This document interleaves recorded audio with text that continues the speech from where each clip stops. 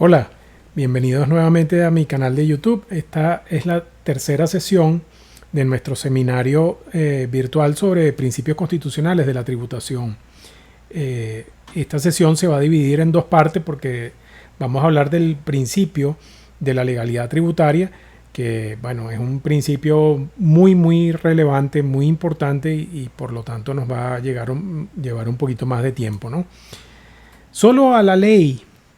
corresponde la creación de los tributos y la definición de todos y cada uno de los elementos estructurales del mismo. Esta es, digamos que, la conquista más grande del derecho tributario frente a cualquier intento del Estado de usar el poder exactor, el poder tributario, como instrumento de gobierno. El principio de reserva legal tributaria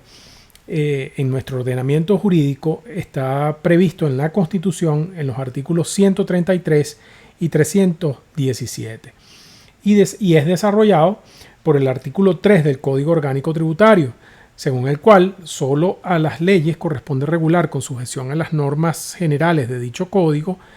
las siguientes materias: la creación, modificación, supresión de los tributos, la definición del hecho imponible, la fijación de la alícuota del tributo, su base de cálculo y, por supuesto, la identificación de los sujetos pasivos. Le corresponde también a la ley otorgar exenciones y rebajas de impuestos, autorizar al Ejecutivo para conceder exoneraciones y otros beneficios o incentivos fiscales y las demás materias que el propio código señala, ¿no? Otras leyes muy importantes reproducen el principio de la reserva legal tributaria, como ocurre con el artículo 163 de la Ley Orgánica del Poder Público Municipal y el artículo 88, aparte único, de la Ley Orgánica de la Administración Pública y el artículo 10 de la Ley Orgánica de Procedimientos Administrativos. La reserva legal tributaria es, entre otras cosas, una de las manifestaciones más importantes del principio de separación de poderes en aquellos países, por supuesto, donde esa separación existe y no es un espejismo como ocurre en otros, ¿no? Pero además, el ejercicio del poder tributario a través de la ley asegura que los ciudadanos participen activamente en el cumplimiento del deber constitucional de contribuir al sostenimiento de los gastos públicos dentro de unos límites prefijados y claros que aseguren el disfrute de las libertades públicas y en particular de aquellas que son consustanciales al Estado de Derecho. El autor argentino Rodolfo Espiso dice que la obediencia que las personas prestan a los gobernantes se basa racionalmente en la creencia de que estos gobiernan en nombre de la ley y conforme a sus prescripciones. Y por eso, dice Espiso, que la finalidad del principio de la legalidad es en definitiva afianzar la seguridad jurídica mediante la predeterminación de las conductas debidas, de modo que tanto los gobernados como los gobernantes sepan a qué atenerse al conocer de antemano qué es lo que tienen que hacer y de qué conductas deben abstenerse. Por su parte, Rodríguez Bereijo dice que el principio de la reserva legal tributaria, en su formulación más genérica, preconstituye la plasmación jurídica del principio político del imperio o primacía de la ley, que es la expresión popular, esto es muy importante, manifestada a través del cuerpo representativo que integra el poder ejecutivo, que es el poder legislativo. Y de allí que el mismo representa de alguna forma el más antiguo principio político de la autoimposición o del consentimiento de los impuestos por los representantes de los contribuyentes. Y esto, señores, esto es muy importante. El principio de la reserva de ley, cuando es satisfecho a través de una ley formal y material, es el único vehículo válido para hacer efectivo el principio del consentimiento de los ciudadanos en la aplicación de los tributos. Según Pérez Royo, este principio tiene una función de garantía y de seguridad jurídica frente a las intromisiones arbitrarias del Estado en la esfera de la libertad y de la propiedad privada y una función política de asegurar la democracia mediante la participación de los ciudadanos en el establecimiento del sistema tributario. mediante el cual se da cumplimiento al deber de solidaridad de coadyuvar al sostenimiento de los gastos públicos. El profesor Bruguer Carías dice que este principio ha existido a través de todas las constituciones nacionales, y en efecto es así. Pues en Venezuela, desde la Constitución Federal de 1811, la Reserva Legal Tributaria fue establecida con toda claridad y contundencia como un principio fundamental de nuestro sistema jurídico, ¿no? Los artículos 571 y 166 de esta Constitución de 1811 consagran, reconocen el principio de la legalidad tributaria, y en concreto vale la pena mencionar el texto del artículo 166 que es muy interesante. Dice: ningún subsidio, carga, impuesto, tasa o contribución podrá establecerse ni cobrarse bajo cualquier pretexto que sea, y escuchen esta parte, sin el consentimiento del pueblo expresado por órgano de sus representantes. Todas las contribuciones tienen por objeto la utilidad general y los ciudadanos el derecho de vigilar sobre su inversión y de hacerse dar cuenta de ellas por el referido conducto. La verdad es que sería mejor tener este artículo 166 de la Constitución de 1811 que las normas que tenemos hoy en día, porque ha estado magníficamente bien concebido el principio de la legalidad tributaria en esta anciana Constitución, ¿no? Luego este principio, bueno, como dice el profesor Bruguer Carías, se fue reconociendo en las subsiguientes constituciones. Recuérdense que Venezuela tiene 25 constituciones. En la Constitución de 1947 comienza más o menos la fórmula que tenemos hoy en día. Dice: no podrá cobrarse ningún impuesto o contribución que no esté autorizado por la ley. Más o menos lo mismo se repite en la Constitución del 53 y en la del 61, hasta que llegamos al artículo 317 de la Constitución de 1999, que bueno, seguramente pues todos ustedes conocen, ¿no? En lo que concierne al reconocimiento legal de este principio, el primer Código Orgánico Tributario de 1982, inspirado en el modelo de Código Tributario para América Latina del Programa Conjunto de Tributación OEA-BIT, y cuyo gran impulsor aquí en nuestro país y también en toda Latinoamérica fue el querido y recordado maestro José Andrés Octavio,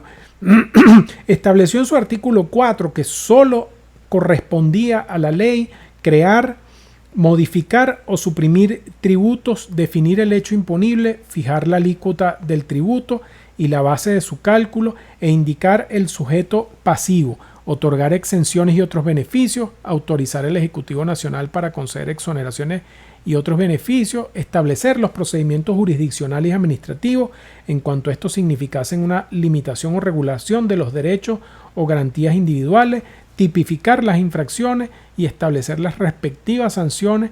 establecer privilegios, preferencias y garantías para los créditos tributarios y regular los modos de extinción de los créditos tributarios. Esta regulación fue reproducida en el Código de 1992 con algunos cambios, pero conservándose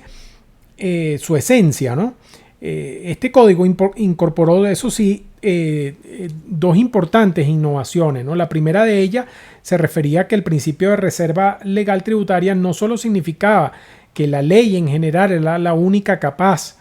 de crear los tributos y regular sus elementos estructurales, sino que ello correspondía únicamente a las leyes especiales tributarias. Esta era una mención bastante importante con la cual se perseguía evitar la dispersión de las normas reguladoras de la materia tributaria, favoreciendo pues así su mejor conocimiento y tanto por parte de los contribuyentes como por parte de la administración tributaria, ¿no? Para evitar justamente esa dispersión que es justamente la que tenemos hoy en día, ¿no? Donde hay normas tributarias escondidas en una cantidad de leyes que no tienen absolutamente nada que ver con la tributación, ¿no? Y asimismo, este código de 1992 reafirmó el hecho de que esas leyes tributarias debían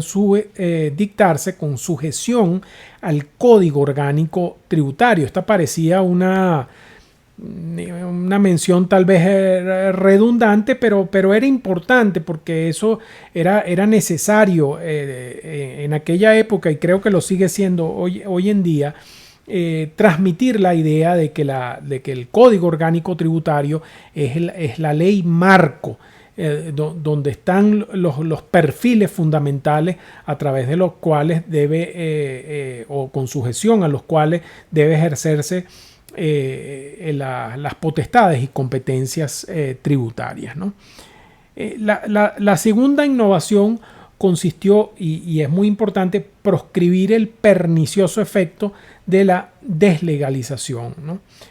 Donde el legislador abdica de regular materias que solo le corresponden a él para entregárselas entonces al poder administrador, ¿no? Al Ejecutivo Nacional, o bueno, al Poder Ejecutivo en cualquiera de las ramas que componen, o mejor dicho, de los niveles político-territoriales que estructuran el Estado venezolano, ¿no? En el Código 1992 se estableció que en ningún caso se podía delegar la regulación de las materias reservadas a la ley. Y esto fue un avance importante que impedía, como he dicho, delegar en el Ejecutivo, en el Poder Administrador en general, la regulación de aquellas materias que por voluntad de la Constitución y del propio legislador, era el legislador el que tenía que regularlas, ¿no? El Código Orgánico Tributario de 1994, que fue dictado por el Ejecutivo Nacional a partir de una ley habilitante, ya hablaremos de este problema,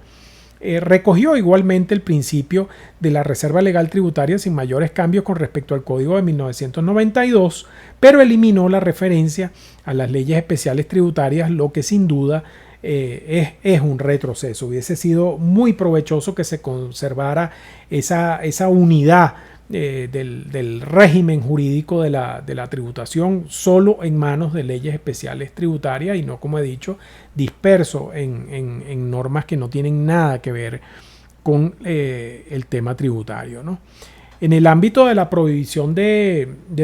deslegalización, el Código 1994 precisó que en ningún caso se podía delegar la definición y fijación de los elementos integradores del tributo, así como las demás materias señaladas como de reserva legal por el Código, pero señaló que cuando se tratase, o estableció que cuando se tratase de impuestos generales o específicos al consumo, a la producción o a las ventas, así como cuando se tratase de tasas previstas en las leyes, la ley creadora del tributo correspondiente podría autorizar para que anualmente en la ley de presupuesto se procediera a fijar la alícuota del impuesto entre un límite inferior y un límite máximo que en ella sería establecido, ¿no? Lo fijaría desde luego el Ejecutivo Nacional, pero con sujeción a lo que dijera la ley de presupuesto, ¿no? El Código Orgánico Tributario de 2001 repitió esa formulación agregando la mención al caso del impuesto al valor agregado. Más adelante vamos a ver qué fue lo que pasó con esto en el Código de 2014 y en el Código que tenemos ahora de 2020. El principio de la reserva legal tributaria es un principio básico del Estado de Derecho que tiene su origen primigenio en el principio de la legalidad general, ¿no? En Venezuela el principio de la legalidad, pero no se confunde, cuidado. El principio de la legalidad general formulado en nuestro ordenamiento jurídico en el artículo 137 de la Constitución, de acuerdo con el cual la Constitución y la ley definen las atribuciones de los órganos del poder público a las cuales debe sujetarse las actividades que realicen. Por su parte, el artículo 317 de la Constitución, como ya lo dijimos, establece el principio de la reserva legal tributaria, al disponer que no podrán cobrarse impuestos, tasas ni contribuciones que no estén establecidos en la ley, ni concederse exenciones o rebajas, ni otras formas de incentivos fiscales, sino en los casos previstos en las leyes. Como ustedes se pueden dar cuenta, el principio de la legalidad tributaria tiene dos vertientes muy bien diferenciadas. De un lado está el principio de legalidad propiamente dicho, que implica el sometimiento de las administraciones tributarias a la ley en su sentido más amplio. Las administraciones tributarias no tienen poderes inherentes, sino única y exclusivamente aquellos potestades y competencias que la ley le otorga de manera expresa, y aquellas competencias que son necesariamente implícitas para desarrollar otras que están previstas en la ley, pero que son necesariamente implícitas. Mientras los ciudadanos podemos hacer todo aquello que la ley no nos prohíba, los órganos de las administraciones públicas y en particular los órganos de las administraciones, de las distintas administraciones tributarias, solamente, fíjense la diferencia, solamente pueden hacer aquello que la ley les autoriza a hacer. Los ciudadanos podemos hacer todo lo que la ley no nos prohíba, las administraciones públicas solo pueden hacer aquello que la ley les autoriza. Esa es una diferencia capital entre estos dos tipos de sujetos, y en el caso de las administraciones públicas es el reconocimiento del principio de la competencia. Los ciudadanos tenemos capacidad de obrar, los órganos públicos tienen competencia. Esto lo reafirma la Ley Orgánica de la Administración Pública en su artículo 4, de acuerdo con el cual la administración pública se organiza y actúa de conformidad con el principio de legalidad, por el cual la asignación, distribución y ejercicio de sus competencias se sujeta a la Constitución de la República Bolivariana de Venezuela, a las leyes y a los actos administrativos de carácter normativo dictados formal y previamente conforme a la ley, en garantía y protección de las libertades públicas que consagra el régimen democrático a los particulares. Las leyes de nosotros son una maravilla, dicen unas cosas extraordinarias. El problema de nuestro país es un problema de ejecución y respeto de las leyes, a veces por los propios órganos que las dictan, ¿no? La actuación de las administraciones tributarias es entonces de rango sublegal, siempre sometida a la ley en su más amplio sentido, ¿no? Sus manifestaciones de voluntad, de juicio o de conocimiento siempre van a estar subordinadas y sometidas por completo al mandato de la ley. Lo vuelvo a decir, la ley en sentido amplio, incluyendo la Constitución también, o lo que llamó Oriú el bloque de la legalidad, ¿no? Y siempre sus actuaciones van a estar recluidas dentro de los límites establecidos en la ley, ¿no?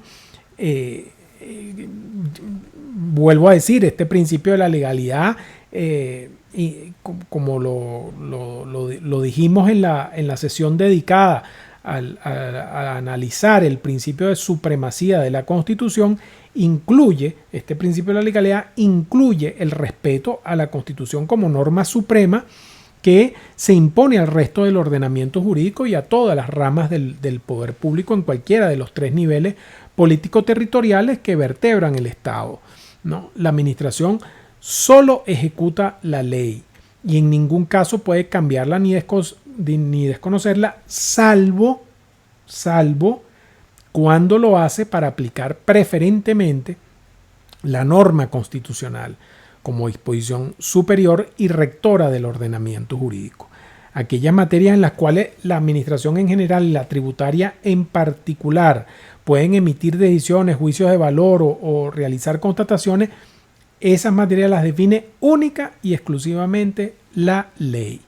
De otra parte, tenemos que el principio de la reserva legal tributaria, que no debe confundirse con el anterior, y que forma parte del principio de la legalidad general, implica que solo el legislador puede crear el tributo y todos los elementos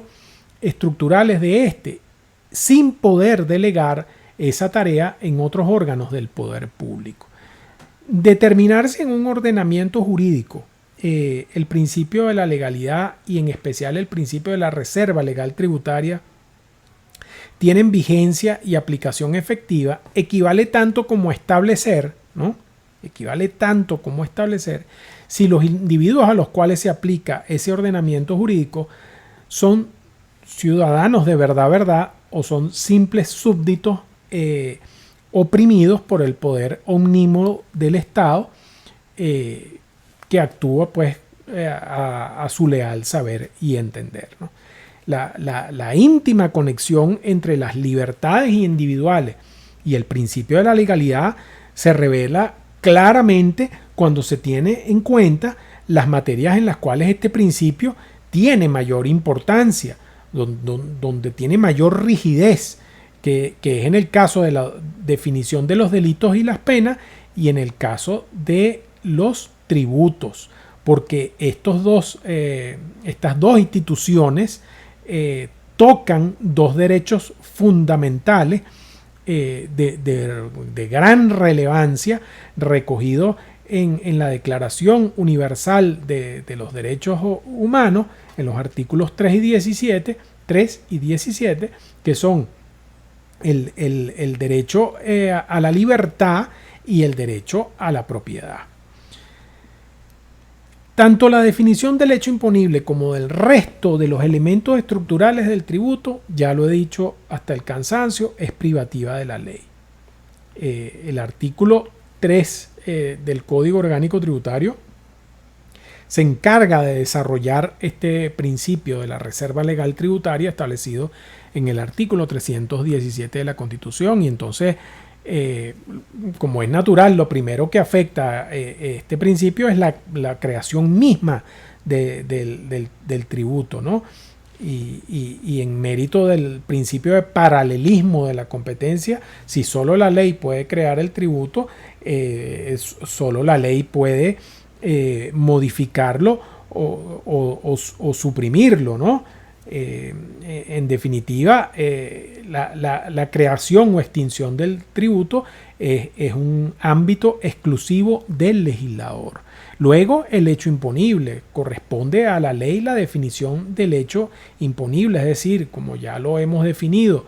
el presupuesto hipotético y condicionante en el cual se describen de manera típica ciertos actos, hechos o conductas cuya realización por o con respecto al sujeto pasivo en un lugar y en un tiempo determinado origina el nacimiento de la obligación tributaria y por lo tanto legitima al ente titular de la potestad tributaria para determinar, liquidar y recaudar el tributo. Otro dominio del legislador es la alícuota, uno que ha sido particularmente relajado, ¿no? Que es la tarifa que siendo aplicada a la base imponible va a permitir establecer el quantum, el monto de la obligación tributaria. La tarifa, como decía, es uno de los elementos estructurales que ha sufrido mayores intentos de deslegalización al confiarse en cierto caso su fijación al poder administrador a través de reglamentos o incluso de resoluciones, ¿no? El Código Orgánico Tributario vigente en su artículo 3, parágrafo 2, dice que en ningún caso se podrá delegar la definición y fijación de los elementos integradores del tributo, así como las demás materias señaladas como de reserva legal por la norma, ¿no? No obstante, dice la norma que la ley creadora del tributo correspondiente puede autorizar al Ejecutivo Nacional para que proceda a modificar la alícuota del impuesto en los límites que establezca la ley, ¿no? Y entonces esta es una norma que viene de la reforma del Código Orgánico Tributario, de la reforma ejecutiva, como la han llamado, porque no es una reforma que estuvo dentro del marco de una ley habilitante, que introduce varios elementos verdaderamente desafortunados, ¿no? Lo primero es que la fijación de la alícuota puede hacerla el Ejecutivo autorizado por la ley creadora del tributo, pero en cualquier tributo, ¿no? No solo en los casos de impuestos generales o específicos al consumo, a la producción, a las ventas, al valor agregado o en las tasas y contribuciones, como lo establecía la regulación que incluso estuvo vigente hasta el 2000, hasta el código de 2001, sino que ahora abarca con absoluta libertad pues cualquier tributo, ¿no? Y ahora, en segundo lugar, no es que la ley creadora del tributo autoriza para que en la ley de presupuesto anual se fije la alícuota del tributo entre un límite mínimo y uno máximo, sino que se suprime ese control parlamentario para que sea la ley creadora del tributo la que de una vez entregue al Ejecutivo Nacional la definición de la alícuota, lo cual es una completa burla al principio de la reserva legal tributaria, sobre todo cuando la ley creadora del tributo es dictada por el mismo Ejecutivo Nacional en base a una ley habilitante, que es un absoluto fraude al principio de la reserva legal tributaria, ¿no? Yo les sugiero leer sobre estos temas una sentencia de la Sala Constitucional del Tribunal Supremo de Justicia, la número 2166 del 14/9 de 2004, que está relacionada con la nulidad de varios artículos de la Ley de Registro y del Notariado de 2001. La base imponible también es un elemento estructural del tributo que está reservado su desarrollo al legislador. Hoy en día vemos un lamentable ejemplo de deslegalización en esta ley que ya viene mal desde su nacimiento, porque es dictada por un órgano que no tiene ninguna legitimidad para existir ni siquiera, y mucho menos para dictar leyes, que es esta llamada Asamblea Nacional Constituyente, cuando dictó la ley de impuesto a los grandes patrimonios, que delegan la regulación de las metodologías de valoración de los bienes en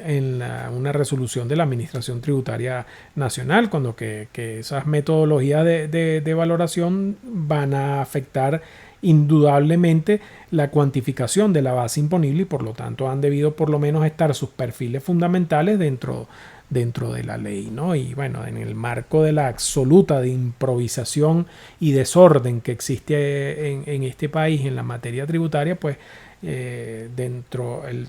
30 de septiembre de este año vence el ejercicio irregular del impuesto sobre los grandes patrimonios, y todavía no están listas las metodologías para la valoración de los bienes a los efectos de esta ley de impuesto al patrimonio. También a la ley le corresponde definir quién es el sujeto obligado a pagar el tributo, ¿no? El que, según la definición que hace el artículo 19 del Código Orgánico Tributario, es el obligado al cumplimiento de las prestaciones tributarias, sea en calidad de contribuyente o de responsable, ¿no? También le corresponde, es territorio exclusivo del legislador, la concesión de exenciones, ¿no? De acuerdo con el artículo 73 del Código Orgánico Tributario, porque naturalmente la exención es una norma que neutraliza los efectos del hecho imponible e impide la consecuencia natural de la ocurrencia del hecho imponible, que es el nacimiento de la obligación tributaria, y por lo tanto eso solo puede estar en la ley, ¿no? Y también las exoneraciones son territorio exclusivo del legislador, autorizar al Ejecutivo a que conceda exoneraciones, ¿no? De acuerdo también con el Código Orgánico Tributario, ¿no? Y bueno, en general otras materias que son territorio exclusivo del legislador están también definidas en el Código Orgánico Tributario, como la regulación de los procedimientos administrativos y judiciales, el establecimiento de la obligación de pagar intereses de mora, la prescripción y todos los medios de extinción de la obligación tributaria, todo naturalmente el régimen de infracciones y sanciones tributarias, y las normas que regulan los supuestos de participación en la comisión de las infracciones, las agravantes y las atenuantes, las eximentes de responsabilidad penal tributaria, los indicios de defraudación, bueno, etcétera, ¿no? Toda la materia de ilícitos tributarios, ¿no? La regulación del domicilio fiscal, los privilegios y garantías del crédito tributario, los supuestos de responsabilidad solidaria, etcétera, ¿no? El principio de la reserva legal, como dije antes, pues es un principio complejo y por eso lo vamos a estudiar en dos partes. Por esta oportunidad, esto es todo. Vamos a analizar en la próxima sesión dos asuntos de sumo interés que se relacionan con el fraude a el principio de la reserva legal tributaria, cómo se perpetra ese fraude al principio de la legalidad tributaria, y vamos a analizar también si este principio es satisfecho solo con una ley material o si es necesario que se trate de una ley formal y material. Espero que esta sesión haya sido de interés de ustedes y nos vemos muy pronto. Hasta luego.